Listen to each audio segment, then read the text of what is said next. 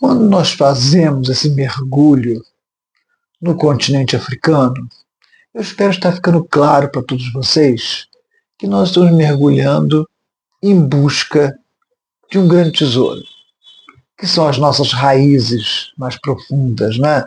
Essa nossa ancestralidade que está aqui no nosso dia a dia, mas que a gente tem rejeitado diuturnamente. A verdade é essa. É um constante não se aceitar como a pessoa que somos, os seres que somos. E é bastante em cima dessa discussão que a gente vai trabalhar hoje. Vocês vão verificar. Né? Eu acho que existe uma preocupação e quando nós colocamos os óculos, tentamos ajustar os óculos a partir do foco africano, nós estamos tentando mudar o nosso olhar. Estamos tentando enxergar para cada coisa que nos habita, a cada coisa em volta da gente, né? Esses traços da África, aquilo que literalmente nos transforma nas pessoas que de fato somos. E a gente tem que se compreender, afinal de contas. E eu acho que esse é um mergulho cultural, um mergulho artístico nessa África. Né? Então, esse para mim, é um ponto fundamental. Eu estou começando com ele, insistindo nisso, insistindo nesse ponto. Eu quero, antes de dar continuidade, lembrar, como sempre eu tenho feito, né, solicitar a vocês que não deixem de se inscrever nesse canal, não deixem de dar seus likes.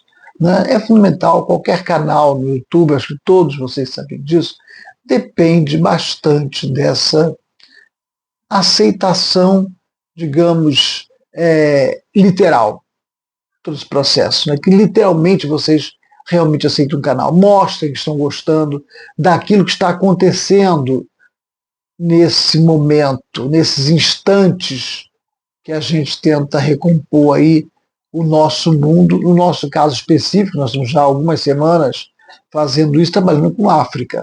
Né? E eu acho que se compreender melhor a partir da África, acho que é uma maravilha. Né? E hoje eu quero começar a minha reflexão com vocês a partir de uma obra que eu considero como fundamental, né? E, aliás, aproveito para sugerir a leitura desse livro. Eu vou trabalhar algumas questões que o autor levanta aqui, que eu considero assim, que já devia estar sendo feita há muito tempo por todos nós, e são discussões tão básicas, né? Coisas que estão aqui na nossa frente, a gente não percebe, né? Que é o elogio do vira-lata do Eduardo Gianetti. Gente, o ensaio que ele trabalha sobre essa questão é logo o primeiro ensaio, são vários ensaios, né? Mas o primeiro ensaio é o ensaio que ele trata do elogio do vira-lata. E eu vou trabalhar algumas questões sobre esse ensaio aqui com vocês, e vocês vão perceber por que eu fiquei tão feliz em encontrar esse trabalho. Era como se eu estivesse necessitando de argumentos para trabalhar essa questão do famoso complexo do vira-lata. Né? E a gente percebe que esse complexo do vira-lata foi trazido à tona, né, por um grande artista brasileiro, um grande dramaturgo, que foi o Nelson Rodrigues. Ele já meio que chateado, né, ao cubo, pelas várias formas como o Brasil estava sendo derrotado, né, nos campeonatos mundiais, ele percebia no derrotismo do jogador brasileiro exatamente o complexo de vira-lata. É você se achar pior do que todo mundo, você achar que você não tem condições de vencer, você não tem condições de ir à frente.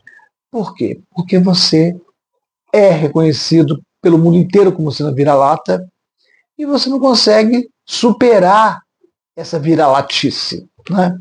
Então, o Nelson Rodrigues abriu a questão sobre isso. Né? O Eduardo Gianetti pega esse complexo vira-lata e vira ele completamente do avesso, do jeito que eu imaginei que é bacana de fato fazer. E é isso que eu quero discutir com vocês aqui. Né? A gente tem que pensar, quer dizer, lógico, quando você fala do vira-lata, estamos falando uma metáfora, né? Do cachorro, né, e tal, é uma metáfora sendo trabalhada. E, e a gente percebe isso, né? Afinal de contas, vamos tentar pensar. Vamos sair da metáfora e vamos para o literal. Vamos pegar literalmente o vira-lata. Né? O que é exatamente um vira-lata? Já pararam para pensar nisso? O que é um vira-lata? Segundo a maior parte das explicações, né, que veio com relação ao conceito de vira-lata, é uma raça canina que não tem, uma espécie canina que não tem uma raça definida, né? Ele é uma mistura de uma série de raças, entende? Então ele não tem um pedigree que dá ao cachorro a evidência de que ele pertence a um grupo específico e superior, tá? Agora vamos tentar pensar isso e vamos tentar jogar isso para nós, né? Nesse sentido, realmente nós somos vira-latas, né? Vou pensar literalmente apenas nisso, né? Porque nós somos um país em que a miscigenação é a parte mais evidente que nós temos, né? Então nós temos uma grande quantidade de etnias, de grupos diferentes, né? Aí você coloca os principais aí, brancos, negros, indígenas, mas não só, né? Você tem os imigrantes todos, os asiáticos que vieram, né? Mais os europeus, uma infinidade de grupos étnicos, né? Que na verdade foram se misturando e formando essa espécie, né? Que nós somos hoje, né? Que metaforicamente seria a figura do próprio vira-lata. Concorda? Então essa é a ideia, a princípio, quando você pensa na questão do vira-lata. Né?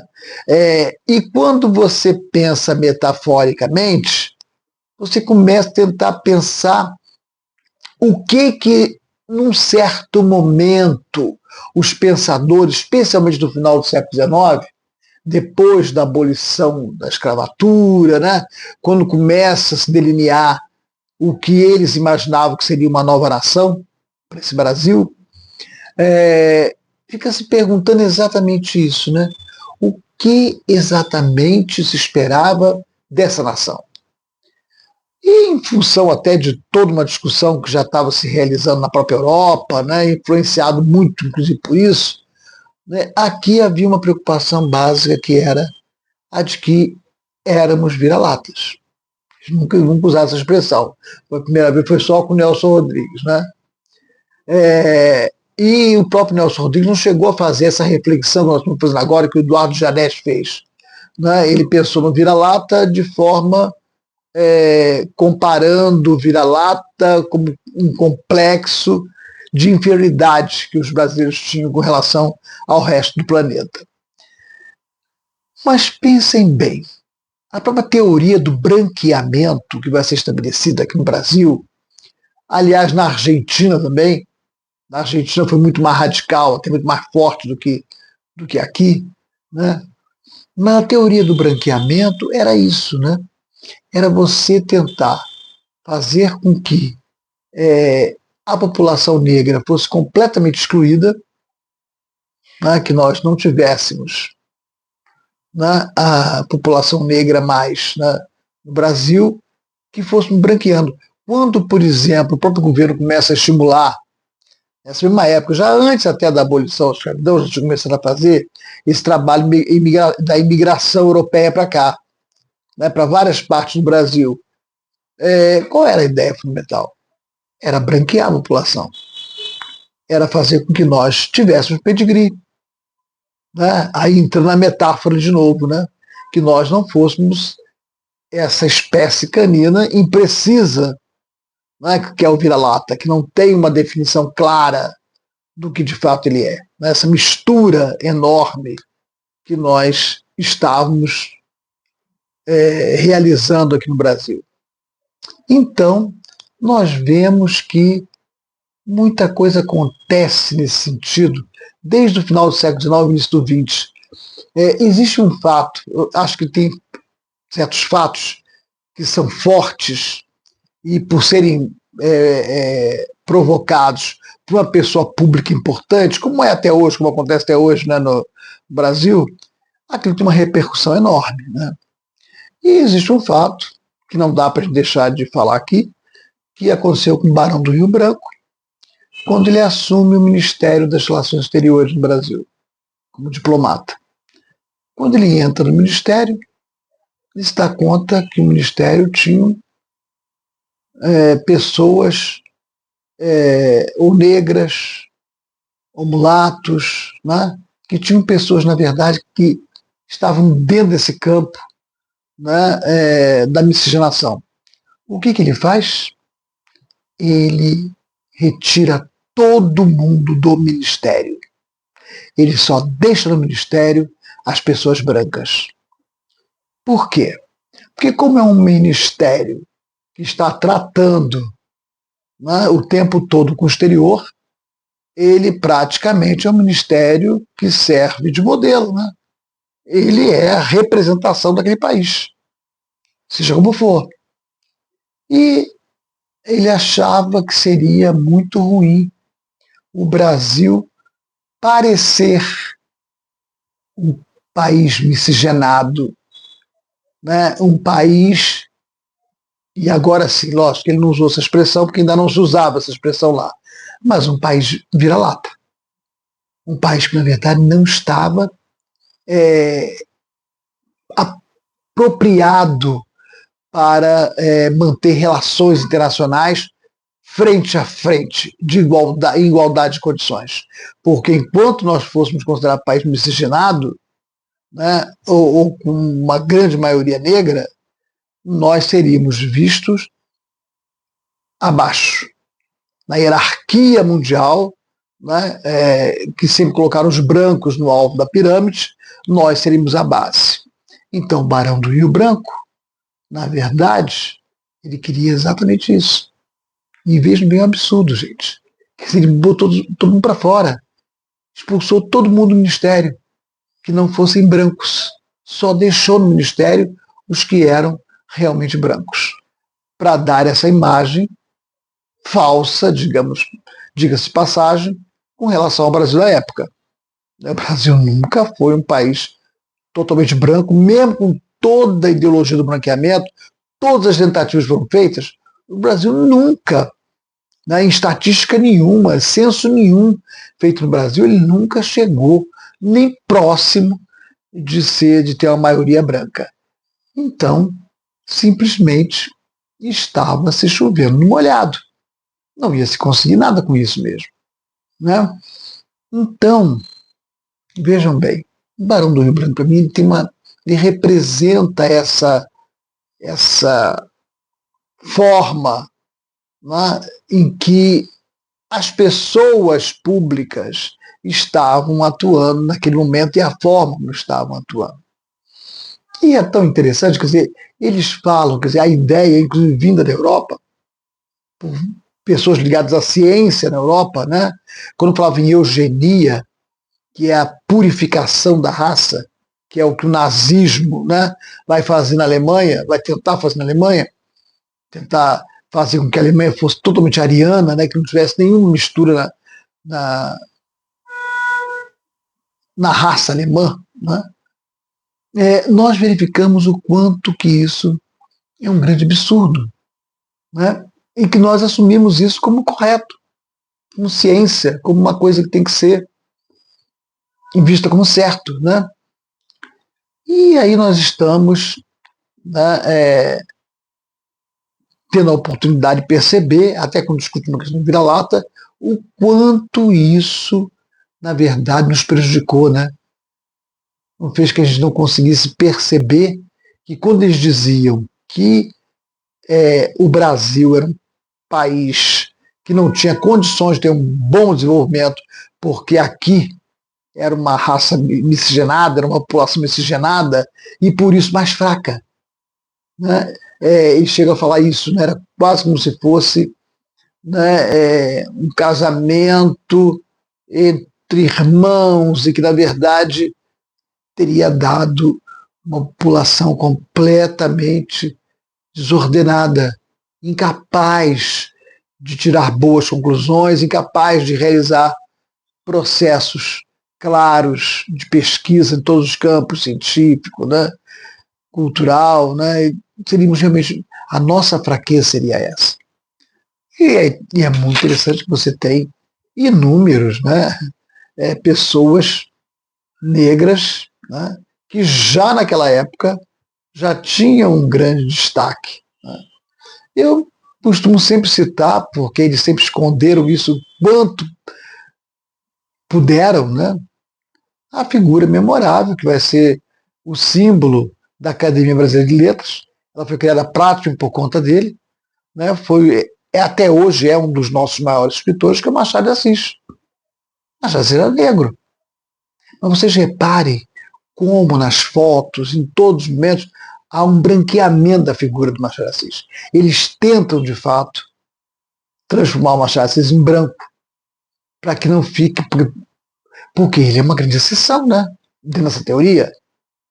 Quer dizer, como uma pessoa como ele, um negro, né, pode ter a competência, a inteligência, a capacidade literária que ele teve. Então, veja bem, quer dizer, era uma questão até de pensar mais um pouco, né? As pessoas, o próprio Barão do Rio Branco, parasse a pensar mais um pouco, mas a ideologia do branqueamento praticamente cegou essas pessoas todas. Foi uma verdadeira loucura que aconteceu aqui no Brasil, e eu citei o caso da Argentina também. Eu queria aproveitar ainda o Gianetti, porque tem um trecho que eu faço questão de ler para vocês, porque é um trecho pequeno, mas que ele vai falar sobre a questão do vira-lata. Porque o Nelson Rodrigues, muito embora tenha inteligentemente criado esse complexo vira-lata, ele chega num ponto, às vezes, que ele diz que não. Quando o Brasil ganha, né, o primeiro campeonato, ele diz que o Brasil teria superado o complexo vira-lata. Né? E o Gianetti vai discordar, lógico, um pouco dele nesse sentido. Esse pedaço desse texto tem relação com isso, em que ele vai dizer o contrário. Ele vai dizer que não tinha que temer ser vira-lata. Por quê? Preste atenção na beleza desse parágrafo do Gianetti.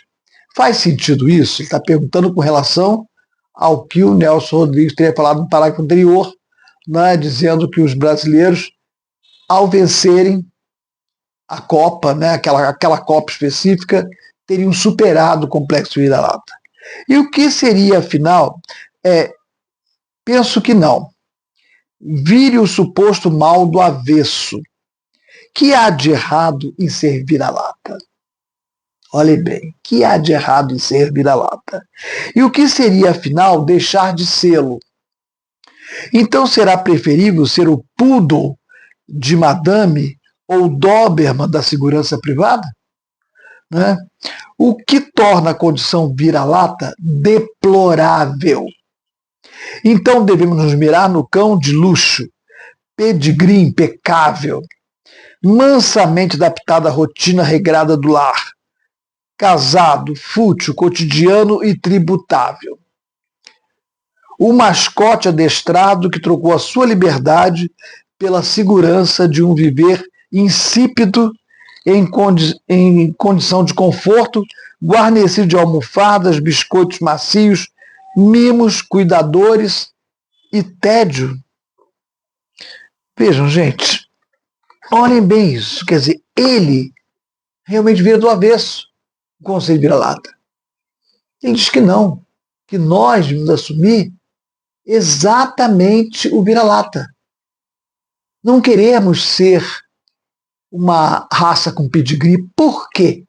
Aonde está escrito, né, que o vira-lata é um cachorro ruim por ser vira-lata, por ser uma mistura de vários tipos de cães? Né? Aonde está dito isso? Né?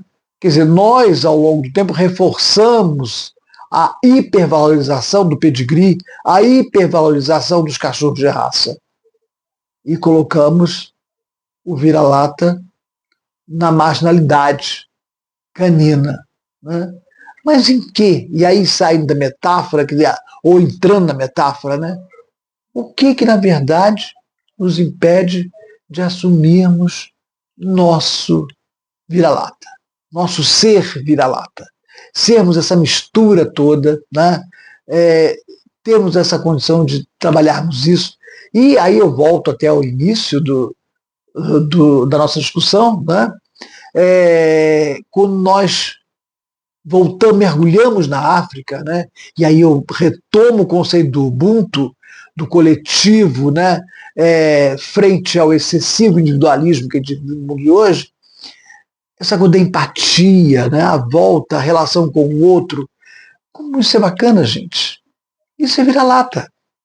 Né? Então não tem nenhum pecado em ser vira-lata. Né? Nós temos que passar a valorizar mais realmente esse nosso lado vira-lata, que é tão forte.